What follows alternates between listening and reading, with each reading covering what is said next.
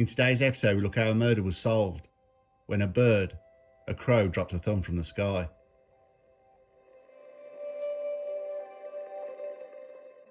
On March the 10th, 2010, CCTV footage captured the digit falling mysteriously from the sky, and police seen that it had been dropped by a crow, which had picked it up. The severed left thumb, still attached to the knuckles, a left hand, was discovered by a security guard on a street in Ilford, Essex. Murder squad detectives and forensics attended the scene. The thumb had saw marks believed to be severed by some type of electric saw. A murder case was then opened. But in a series of events, it turns out that the Independent Police Complaints Commission police could have stopped the murder. Metropolitan Police and Nottinghamshire Police have been heavily criticised for not thoroughly investigating complaints. Here is the case. Mohammed Riaz was terrifying his wife, Mahmood Ahmed, and harassing her sister. Mohammed Riaz had a history of bullying and abusing his wife. Police officers twice attended Riaz's estranged wife's new home in 2009, after reports he'd been seen at the property. And he also made threatening phone calls to her sister. He waged a sustained and frightening campaign against the family of his estranged wife. On August the 15th, 2009, someone broke into her home, smashing a window and leaving the water running, then sending text messages saying, "That was only water, and you were going to burn alive." Police reports said he had been seen at the property and also made threatening phone calls to her sister, Mahmood Ahmed. She then went into hiding. Things would escalate to a terrifying conclusion. In a bid to track down Mahmood, Riaz allegedly hatched a plan to kidnap his brother-in-law, Mahmood Ahmed, and torture him into divulging details of her new address. Mohammed Riaz recruited 4 others and put his plan into action.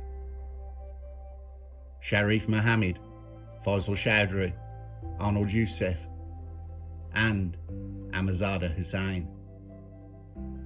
Mohammed Riaz's brother-in-law, Mahmood Ahmed, was a fast food worker. Mahmood lived in Watford, Hertfordshire. He left work in the early hours of March 7, 2010, and as he arrived home, neighbours witnessed Mahmood being bundled into a car by 2 men, Chowdhury and Youssef, on the doorstep of his home. He was then taken to Ahmadzada Hussain's home in Manor Park, East London, where he lived with his girlfriend, Sabra Sultana, who is also Mohammed Riaz's sister. From the address, neighbours heard cries of "leave me alone" and "let me go," and a scream full of fear and terror between 2 a.m. and 4 a.m, and then silence. What fully happened to Mahmood was never known. Mahmood Ahmed was never seen alive again. Hussain and Sultana cleared the murder room at a later date and arranged for workers to remove furniture and bathroom units.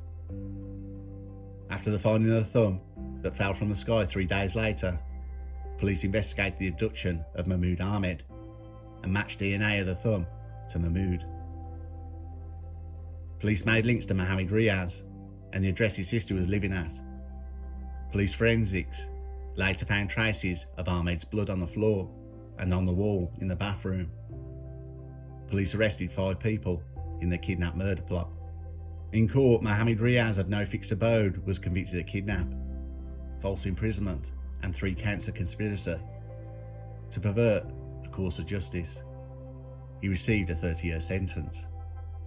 Sharif Mohammed, 37 years old, from Ilford, was found guilty of murder, false imprisonment and 2 counts of conspiracy to pervert the course of justice. He received 26 years. Faisal Chowdhury, 18 years old, from Newham, was found guilty of kidnap and false imprisonment. He was sentenced to 3 years and 8 months. Arnold Youssef, who was 18 years old, from East London, was found guilty of kidnap and false imprisonment. He was sentenced to 3 years and 8 months. Ahmadzada Hussain, who was 37 years old, from East London, was found guilty of manslaughter, false imprisonment and 1 count in conspiracy to pervert the course of justice. He received a 12-year sentence. Sabra Sultana was 36 years old, from Ilford, London. was cleared of conspiracy to imprison, but found guilty of conspiracy to pervert the course of justice, and was jailed for 3 years.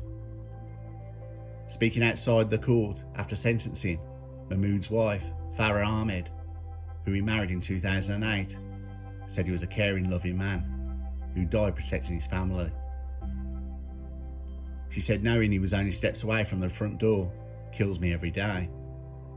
While I was waiting for him inside, Mahmood was being bundled into a car to later be tortured and eventually killed by people I could only describe as evil.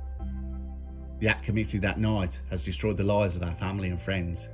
It is heartbreaking and devastating to know that this innocent and blameless man had to suffer. What drew me towards him was his kindness. He was a caring and loving man. And he died protecting his family. Having Mahmood taken from us will haunt me every day and for the rest of my life. Judge Mr. Justice Jeremy Cook said to the group, "Only you know exactly what occurred and the precise motivation, and you have chosen not to discuss that night's events or where the remains of the body is. Making these videos you study cases, and sometimes it takes one piece of evidence to crack a case. The only remains of a fast food worker Mahmood's body that has ever been found is a severed left thumb that literally fell from the sky to help convict his kidnappers and killers. Dropped by a crow, a piece of evidence that told the story of his fate.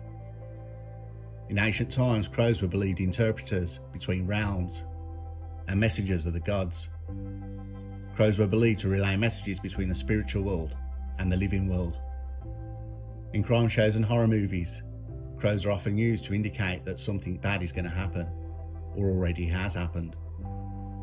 All of this probably the reason that a flock of crows is called murder.